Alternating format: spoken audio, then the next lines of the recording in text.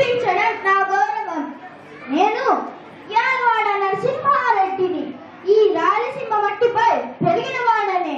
నా రక్తంలో స్వేచ్ఛ ప్రవహిస్తుంది. నా శ్వాసలో తిరుగుబాటు ఉంది. మన రైతు ఉదయం సూర్యుడు ఉదయించక ముందే లేస్తాడు.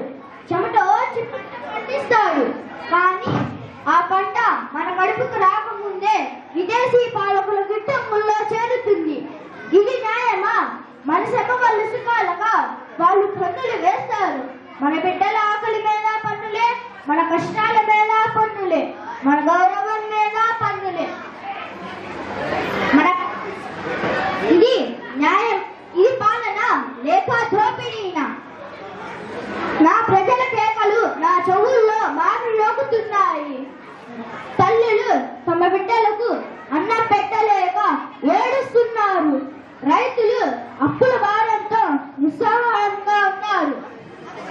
ఇలాంటి సమయంలో నాయకుడు మౌనంగా ఉంటే అతను నాయకుడే కాదు, ద్రోహి. అందుకే నేను కట్టుపట్టాను. ద్వేషంతో కాదు, ధర్మంతో, అహంకారంతో కాదు, ఆత్మగౌరవంతో. స్వేచ్ఛ కోసం పోరాటం చేయడం పాపం కాదు, దాసులుగా అంగీకరించడం పాపం. నా తల్లి నన్ను ధైర్యంగా పెంచింది. నా నేల నన్ను ధర్మంగా నిలబెట్టింది.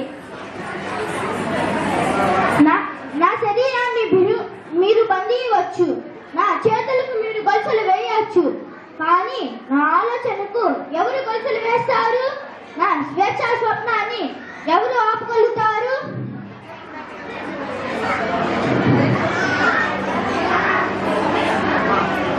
ఒక్క నరసింహారెడ్డి పడిపోతే 1000 మంది నరసింహారెడ్డిలు లేస్తారు. మన రక్తం ఈ నేలలో కలిసిపోతుంది. ఆ రక్తం నుంచి స్వేచ్ఛ మొలుస్తుంది.